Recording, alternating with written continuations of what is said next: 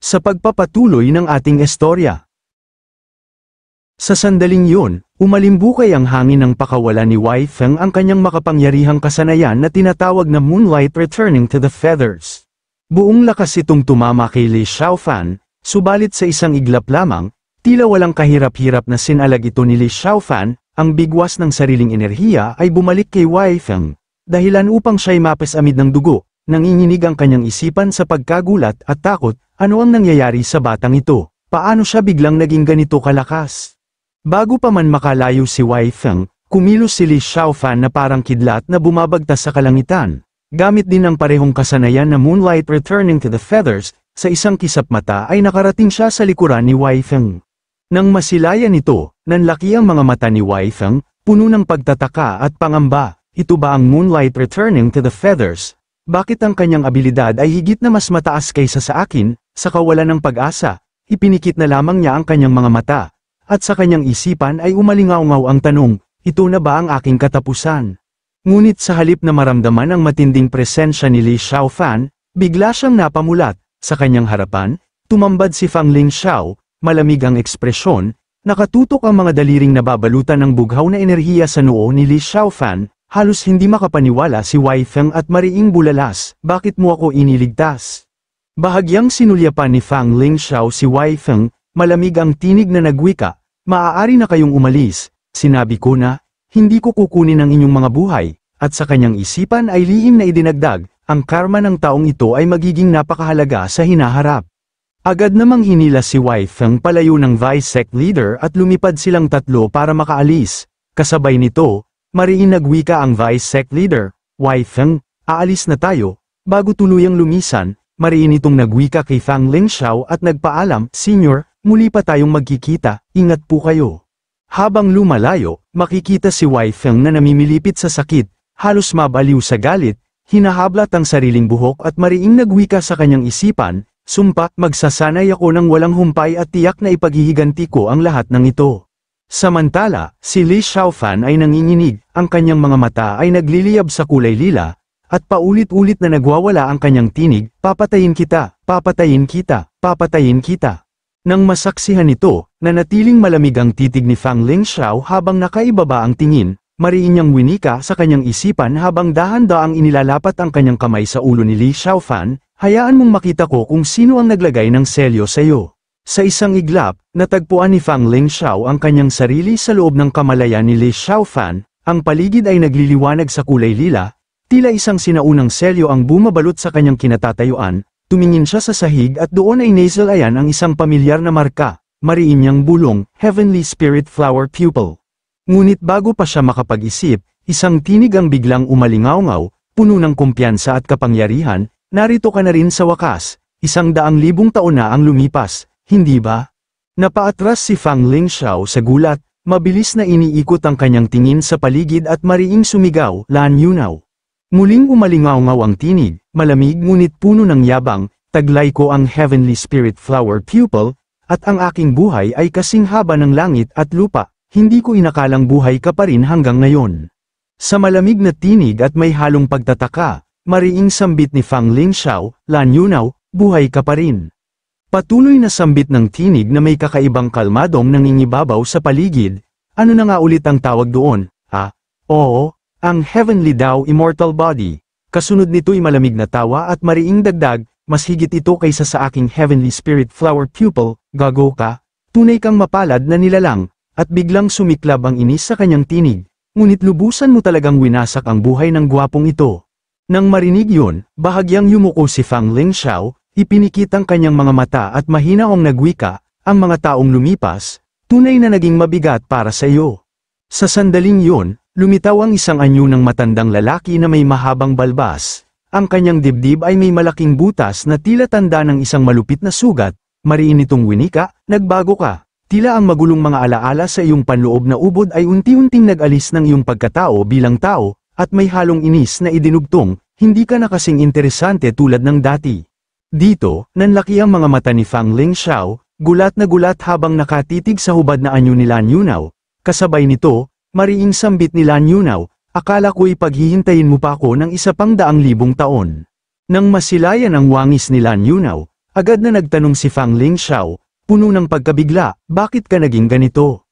Bago tumugon, yumuko si Lan Yunao, itinapat ang kanyang palad sa butas ng kanyang dibdib at mariing nagwika, may tumarak ng butas sa aking dibdib, at isa sa aking mga flower pupil ay binunot mula sa akin, ang kapangyarihan ng isa pa ay matagal nang naubos upang wasakin ang tulay ng mga Diyos, at may kumpiyansang dagdag, kung ikaw ang nasa aking kalagayan, hindi ka rin magiging mas maigi kaysa sa akin.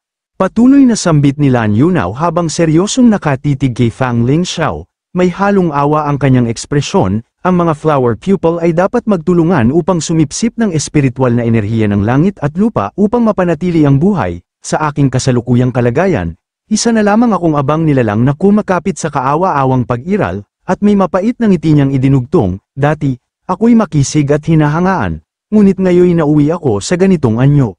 Pagkatapos, baumantong hininga si Lan Yunao, itinaas ang kanyang kamay at doon ay lumitaw ang isang hiblang kulay rosas na kumikislap sa kanyang palad, huwag na nating pag-usapan pa, ngayong narito ka na, hindi na ako lalaban, ipauubaya ko na sa iyo ang lahat. Unti-unti niyang pinakawalan ang hiblang yun habang mariing nagwika, ito ay isang piraso ng malinaw na isipan ni Xiao Fan, ingatan mo ito gamit ang iyong espiritual na kapangyarihan. At habang nakatitig si Fang Lingxiao sa hiblang kulay rosas na nasa kanyang kamay, mahina akong idinugtong ni Lan Yunao, siya ay isang mahalagang bahagi ng iyong plano upang pabagsakin ang langit at lupa. Sa sandaling yun, mariing nagtanong si Fang Lingxiao, puno ng pag-aalala, mayroon bang paraan upang mailigtas ka?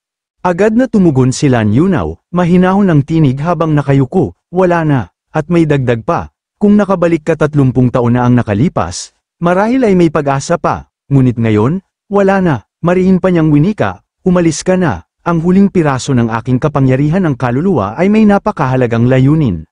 Nang marinig ito, muling nagtanong si Fang Lingxiao, puno ng pagtataka, ano, para saan? Bago pa siya makasagot, biglang sumulpot si Lan Yunao sa kanyang gilid, dahilan upang mapatingin si Fang Lingxiao ng may pagtataka, habang naghihintay ng sagot, unti-unting bumalat sa katawan ni Lan Yunao ang marangyang kasuutan, tila muling bumabalik ang kanyang dating anyo.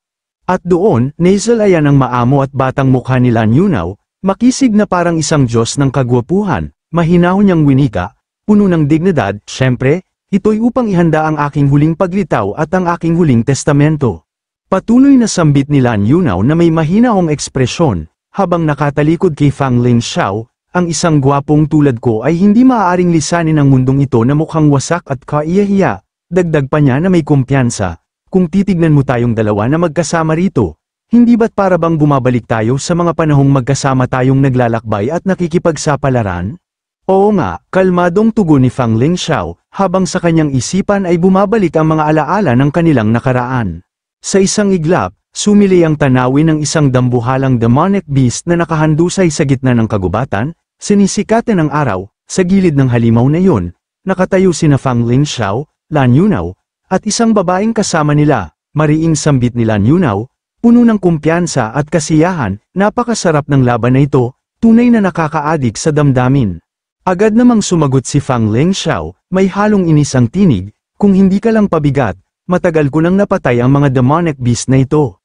Nang marinig yun, bahagyang lumingon si Lan Yunao, nakakunot ang noo at may inis na ekspresyon, hoy, isa lang realmang lamang mo sa akin, ano ba ang ipinagmamalaki mo? Pagkatapos, ibinaling niya ang kanyang tingin sa babaeng nasa harapan at nagwika, si Miss Kang Yu pa rin ang pinakamahusay, hindi niya ako pinapuna. Sa puntong yun, masisilayan ang kagandahan ni Kang Yu, nakatitig sa isang demonic core na kulay lila na hawak niya sa kanyang palad, mahinahon niyang winika, ito ay isang 6th grade Great Demon's Core, at mariin niyang idinugtong, ikaw talaga ang pabigat sa atin. Nang marinig ito, napaubo si Lan Yunao, ipinikit ang kanyang mga mata at nagkunwaring walang reaksyon, wala akong ipinapakitang emosyon, ngunit agad din niyang iminulat ang mga mata, may pilyong ngiti sa labi, at nagwika, pero gusto ko ito. Biglang sumabat si Fang Lingxiao, may mapait na ekspresyon, Kang Yu, tigilan mo na ang pagbibigay ng gantimpala sa kanya, kapag nakikita ko siyang ganyan, gusto ko na lang siyang bugbugin. Nang marinig yun, napakuyom ng kamao si Lan Yunao, puno ng inis, at mariing nagwika habang nakatitig sa likod ni Fang Lingxiao, Putrajes ka, Fang Lingxiao, sinisira mo ang magandang samahan namin ni Miss Kang Yu, naiinggit ka lang sa akin. Hindi na sumagot si Fang Lingxiao, ngunit sa kanyang isipan ay mariing nagwika, dapat yata mas kaunti na lang ang ituro kong mga biro at kalokohan sa kanya. Matapos masabi yun, bigla niyang itinaas ang kamay at ipinakita ang hand gesture ng middle finger, napasinghap si Lan Yunaw, halos manginig sa inis. Agad niyang itinuro si Fang Lingxiao, mariing nagwika, Miss Kang Yu, tingnan mo, ginagawa na naman niya ang kakaibang galaw ng kamay na yun, sigurado akong minumura niya ako, hindi ba? Ngunit ngumiti lamang si Fang Lingxiao, may panunuyang ekspresyon, at nagwika, hindi, pinupuri ko siya, tama ba, Kang Yu? Subalit hindi pinanigan ni Kang Yu ang alinman sa kanila, sa halip, nagpatuloy siya sa paglalakad, ipinikit ang kanyang mga mata at mariing winika, maaari ba kayong tumigil sa pagkilos na parang mga bata? Habang sa kanyang likuran, patuloy pa rin ang kulitan at bangayan ni Lan Yunaw at Fang Lingxiao. Pagkaraan, lumingon si Kang Yu, malamig ngunit mahinahon ang tinig, kayong dalawa, tama na ang kalokohan, bumalik na tayo agad sa sekta. Balik sa kasalukuyan, makikita si Lan Yunaw na bumantong hininga, ibinaba ang kanyang tingin at mahinaong nagwika, ha?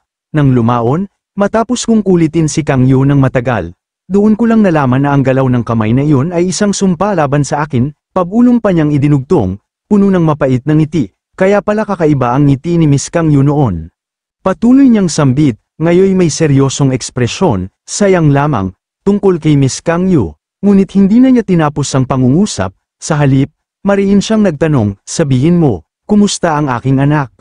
Ligtas siya, nasa mabuting kalagayan, kalmadong tugon ni Fang Lingxiao.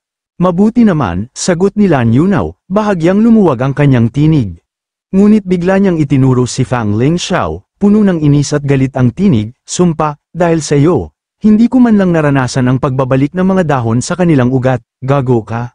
Pagkaraan, tumalikod si Lan Yunaw at nagpatuloy, malamig ang tinig, nakakabagot, wala man lang pag-ikot ng damdamin, at ang taong kausap ko ngayon, hindi man lang sumasagot, sabay wagayway ng kanyang kamay, hindi mo kailangang alagaan ang aking anak, ang buhay at kamatayan ay nakatakda ng kapalaran, ang yaman at dangal ay itinatalaga ng langit. Patuloy pa niyang sambit, habang nananatiling walang ekspresyon si Fang Lingxiao, ang Fang Lingxiao ngayon, lubos na walang saysay, marahil ito ang kapalit ng pagiging isang Diyos. Sa sandaling yun, nagpatuloy si Lan Yunaw sa paglalakad patungo sa kawalan, iwinayway ang kanyang kamay at mariing nagwika, sige, aalis na ako, babalik ako sa langit at lupa, hindi na muli tayong magkikita, isa lamang akong nagdaan. At doon, unti-unting naglaho ang kanyang katawan, habang sinasambit ang mga katagang, ang kaluluwa'y walang tahanan, nagkakalat sa siyam na langit, ang isang katawan ay nakikiisa sa libu-libong anyo, sa loob ng 1,000 taon na dumadaloy ng magkasama. Pagkatapos masambat yun, mariin siyang bamulong, isinakripisyo ko lamang ang aking buhay para sa aking kaibigan, Fang Lingxiao, hindi para sa iyo, at sa huli, may kumpiyansang idinugtong habang sumisilay ang matamis na ngiti sa kanyang mukha, ako, si Lan Yunaw, ay nananatiling kasing gwapo at kasing alindog pa rin. Samantala, makikita si Fang Lingxiao na nakatitig sa hiblang kulay rosas na nakahimlay sa kanyang palad, bakas sa kanyang mukha ang kalungkutan, at sa kanyang isipan ay mariing nagwika, tama si Lan Yunaw, unti-unti na akong nagiging manhid sa mga damdamin, kasunod nito, may tanong na umalingaungaw sa kanyang sarili, ito ba ang tunay na kapalit?